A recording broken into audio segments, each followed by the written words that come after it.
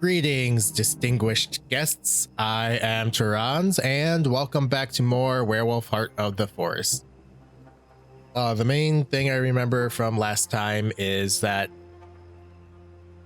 I ended up going to the protesters' camp, and we opted for a peaceful protest. Now we're taking a walk. So let's continue. Before I continue, sorry. I did take a look and I'm at 48%, so roughly halfway done. So I'm guessing that this is going to be about 8 episodes long, give or take.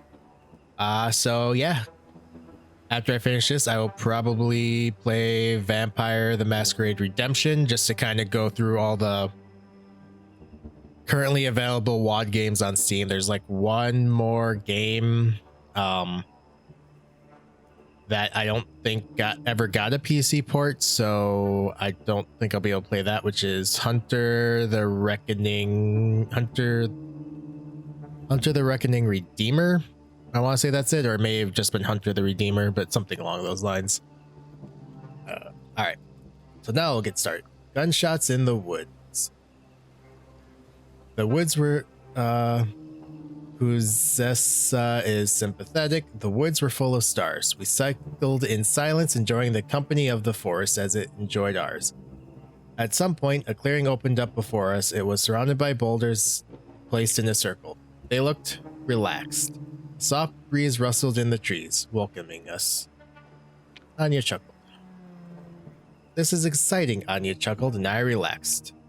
There's some kind of energy there, flowing around, trying to reach me. But it could, not without my permission. I was ready to act.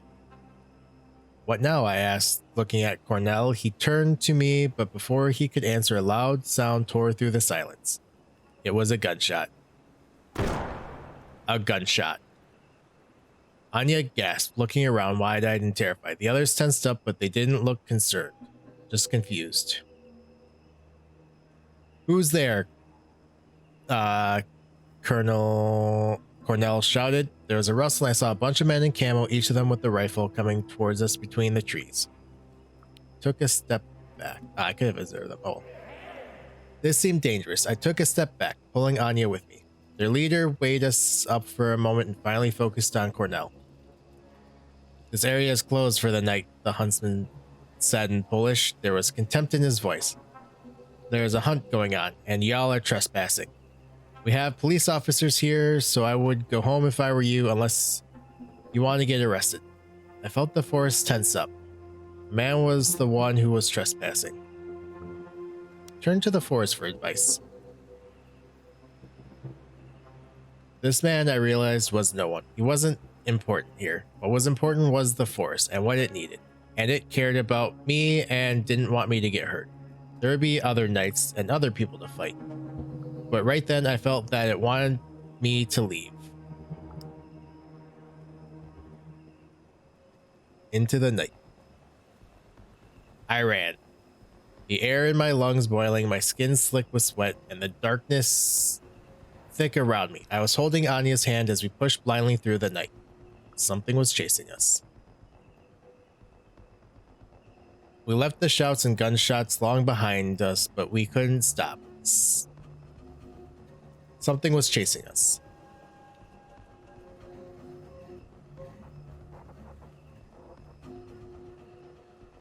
Oh man, sorry,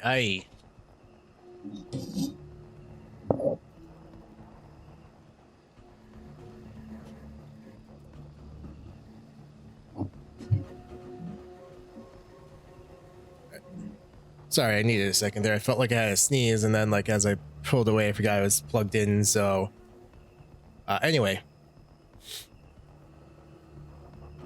something was chasing us. 2 silhouettes, one lean, the other bulky. I saw them in the corner of my eye as they leapt forward.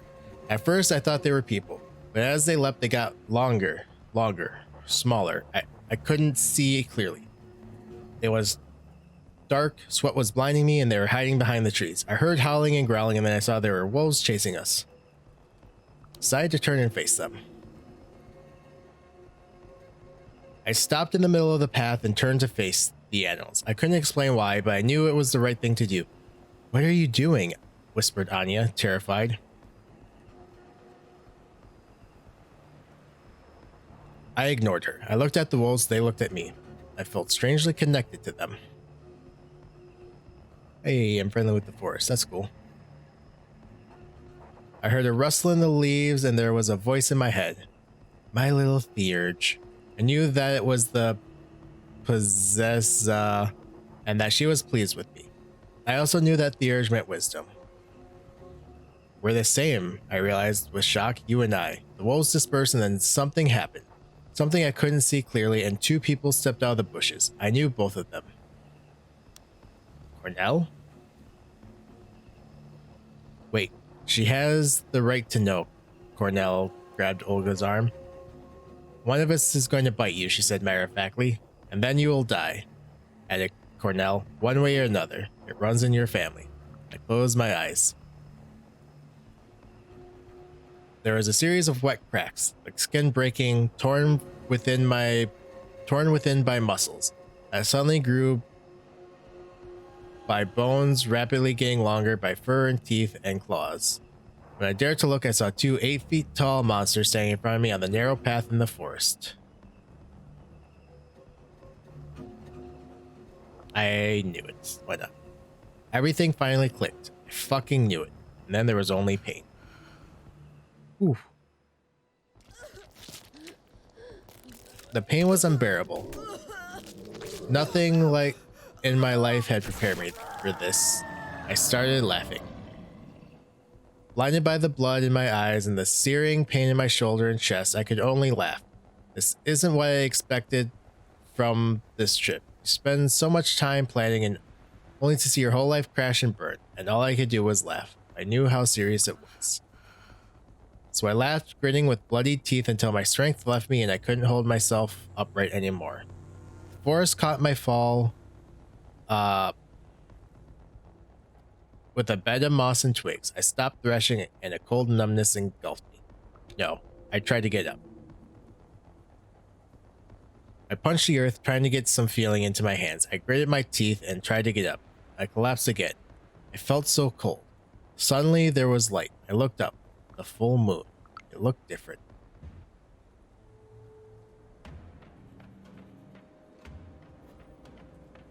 The moon was a goddess, and she noticed me. Get up, she said.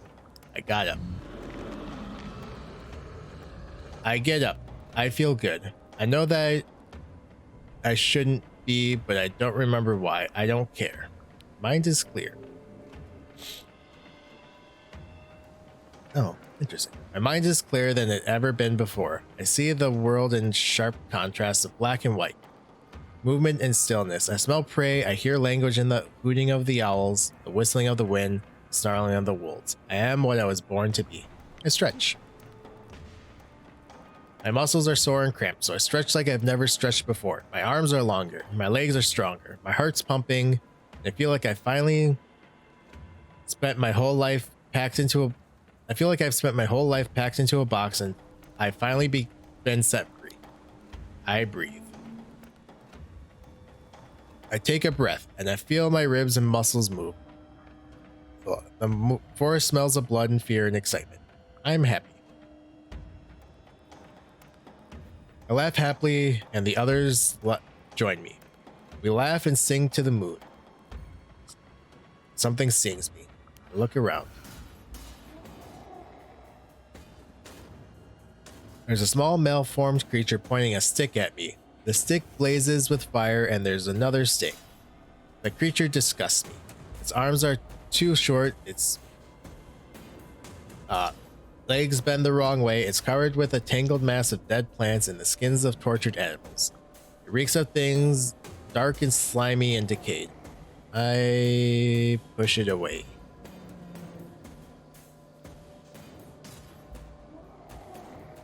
I push the creature away and it flies through the air, making funny noises.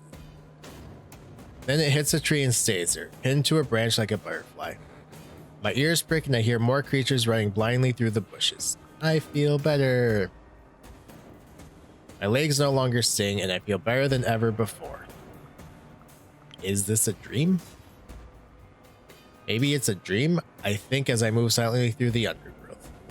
Creatures are running away, their backs turned to me. They stumble and shout. Suddenly one of them turns my way. It's terrified. I roar. And the creature falls down and curls into a ball. It smells of ammonia. Piercing light burns my eyes. The creatures surround me. They seem to work like a pack. They are dangerous. I strike them one by one. High in the shadows, and they are too slow, too dumb, too clueless to notice me. I strike them down one by one.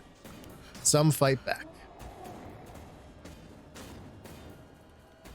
Some manage to defend themselves briefly, but most don't see me coming. A new smell. I look up and see no moon, only clouds and tangled branches. Something changes. Something changes, and I realize how tired I was. I stumble. Darkness. Nothing was okay. The night was full of stars. I opened my eyes. Confused, I opened my eyes. The forest around me was thick and dark. Tree trunks wrapped tightly in dark-leaved ivy. The tree trunks wrapped in tightly in dark-leaved ivy were covered in ripples of lichen where the vines hadn't taken hold. Thorny leafless bushes at their base were overrun with nettles. The fungi radiated with a ghoulish, sickly green light. Dark sponge-like mushrooms clung to the fallen trees. Tried to breathe. I took a deep breath and winced. There was a foul smell in the air. Suddenly I realized it wasn't the forest that smelled so foul, it was me. I looked down and saw my hands covered in a dark substance. I was naked. A sickly glistening film of liquid was clinging to my skin. I could feel it on my face and my hair. Blood. There was a whisper. The word resonated in my head. Garu. I knew it was coming. I remembered my dream and slowly lifted my eyes.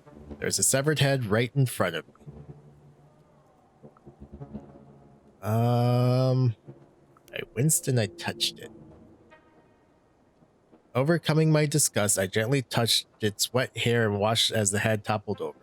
The face was contorted, the eyes bulging in the mouth, as though the head was still struggling for air. I recognized the face. Oh God, I recognized that face. It was Anya, her braids covered with dried blood. The head watched me with reproach. I cried. I felt tears run down my cheeks and let the sadness in. The bushes rustled, and a moment later I saw Cornell coming from between the trees. He looked at me at the head at my face. He came closer and squatted beside me.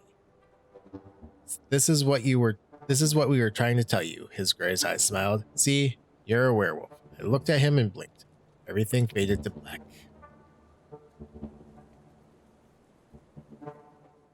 Alright, so we are now a werewolf and we get to start chapter 4.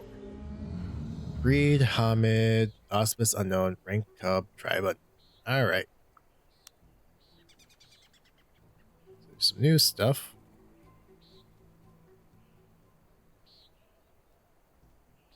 Aw, Anya's dead. I wonder if there's a way to... Alright. The morning smelled of safety, fur, earth, and the force. I opened my eyes and saw other people cuddling up to me, their muzzles resting on their paws as they slept. Gentle snoring filled the warm space under the low-hanging branches of an old spruce tree. I went outside. Stepping over the sleeping forms, I made my way outside. Alone in the tall grass, I sniffed around. The sky was bright, and the forest around me was dark and full of interesting smells. High in the trees, birds yelled about status, sex, and violence. Memories started coming back. Something opened in my mind. My mind and memories started flooding back. Running through the night, the bite, strange dream about being a werewolf. A creature stirred in the bushes nearby, a tall, dark silhouette, a strangely familiar smell. I tensed up. I tensed up and watched the human as they looked around. Maia, there you are, they said when they noticed me. It was time to get out of there. I spasmed. Suddenly, a feeling like a cramp or a spasm surged through me, and everything changed. I was Hamid, the human. Alright.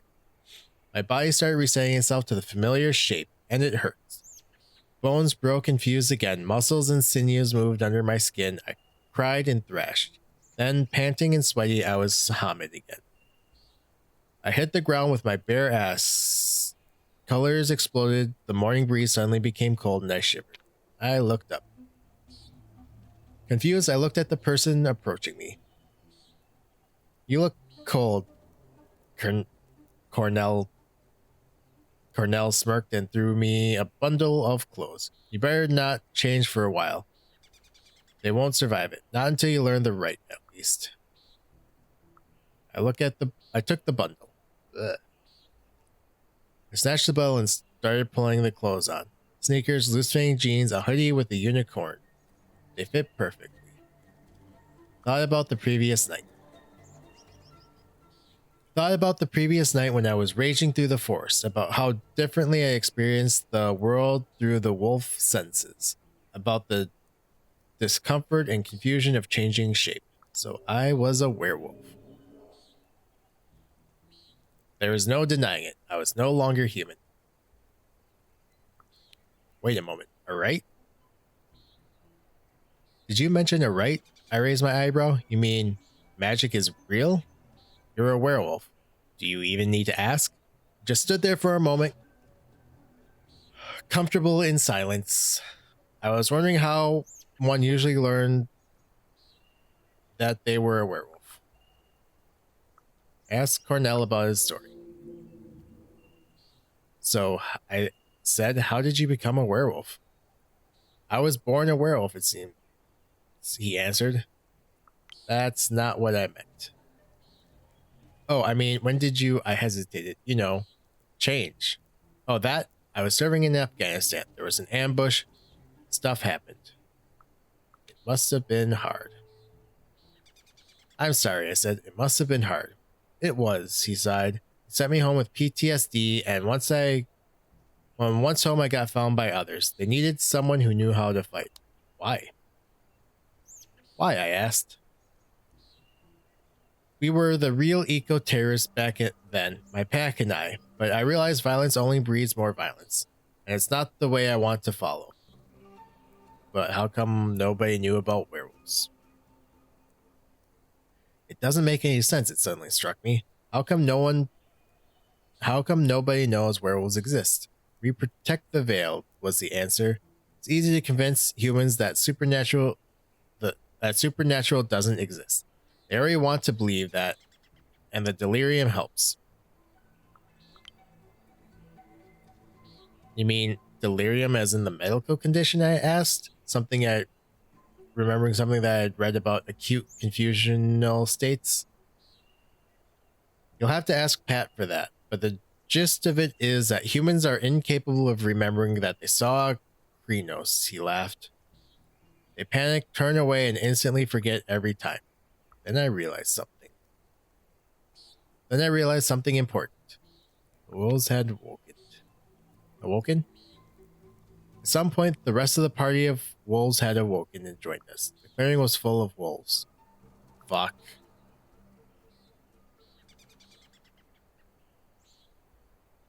Flight or a fight. The wolves were closing in on me, but they weren't really wolves, were they? They're werewolves just like me.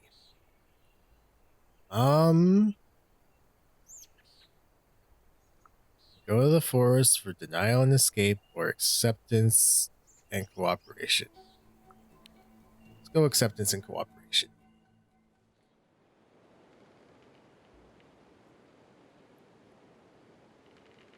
The headless body was heavy. They said that as my first kill, it was my burden. It was my duty to take it to the barrows. I got my shit together. I got my shit together, lifted the corpse, and threw it over my shoulder. You have to balance the death you cause with your achievements, Cornell said, looking me in the eye. That is the path of the Garu. He accompanied me, carrying the severed head in a bag. The others stayed behind, covering the tracks. Couldn't believe Anya was dead. She only wanted to help, you know, I said quietly. She was so worried about what's happening here, and it's hard, Cornell admitted, looking at me with sympathy, but we're at war. Death happens. The faster you learn to accept it and honor it, the better soldier you'll be. Just kept dragging the body. I kept dragging the body, getting more tired with sway with every step. I changed. Let's go. I was Glabro, the near human form. The pain was stronger than I ever imagined. I felt my muscles spasm as they rearranged themselves. My jaw cracked and my mouth filled with blood. I clenched my fists and claws drove into my palms. I screamed. When I rose, panting and sweaty, I was more than human. I was Glabro, wolfish, strong, and scary. It hurt. The change hurt more than I expected. The world shifted, but not much, but enough. I felt my teeth get sharper and muscles stronger. Pick up the body. It was a lot lighter. We went on. As we made our way through the forest, I realized we weren't alone. Somehow, I knew what I'd seen before I even saw it. A white weasel and a dark gray wolf. My companion smiled. I see you've noticed our patrons. I remember them from my dream. Yeah, we know each other, I said, remembering my dream. We sort of met the other night. The two animals stopped in front of me in the middle of the path. We came here to teach the cup, said the wolf. She smelled of ash and tears. Was I hallucinating? I couldn't believe what I saw. It made no sense. I felt as if my brain was short-circuiting, trying to interpret signals not meant for human senses. Is there really a wolf? I always told me there was a wolf staring at me. When I looked at it, I felt ash on my tongue. I heard a warning howl so deep it reverberated in my bones. I smelled fire. When it talked, it was like the rustling of leaves formed words in my mind. It wouldn't leave me alone. But hallucinations or not, they wouldn't leave me alone. A weasel circled me, and before I knew it, I could feel small claws on my legs, and then on my back, then on my arm. It smelled of musk and electricity, and then it bit my ear. Why would it do that? Ow, I shouted. Why would you do that? To see how you would react, obviously, the weasel's electronic voice echoed in my head. Enough, the wolf growled. Or at least that was what my brain decided to hear. I felt the weasel draw its breath. In the beginning, there was Gaia, aka Mother Earth, and she gave birth to a mighty breed of warriors, the weasel began. It sounded electronical, like a teenager reading a Wikipedia page over a voice chat. They were called Garu. That's werewolves and werewolfish.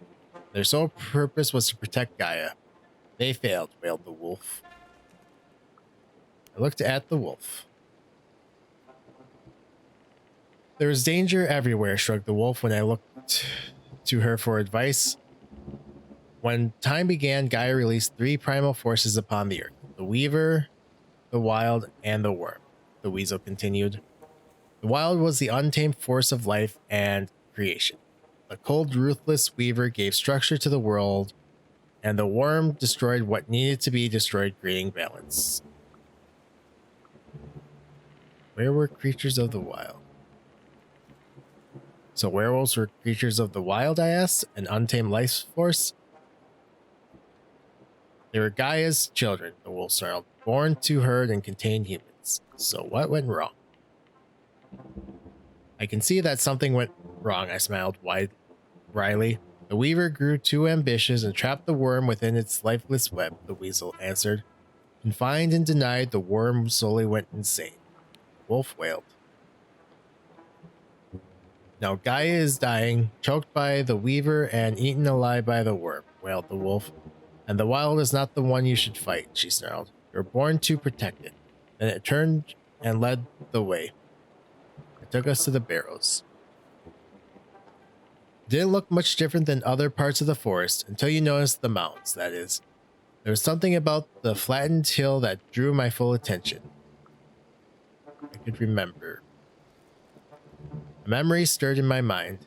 No, it wasn't a memory. It was a feeling anchored in my chest, akin to the taste of ash in my mouth and the smell of smoke.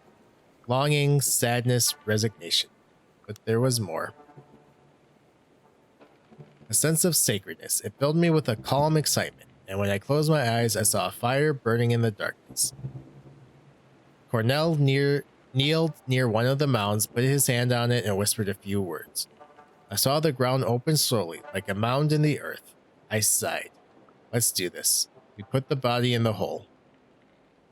I took the severed head and the body I'd wrapped up in sheets and put them in the hole. It closed slowly, and I could swear I heard the trees nearby sigh in anticipation. The wolf howled, and I could feel the hair on my hands rise. Welcome to your new lives, the talking white weasel grinned. We have something else to show you. I ran with them.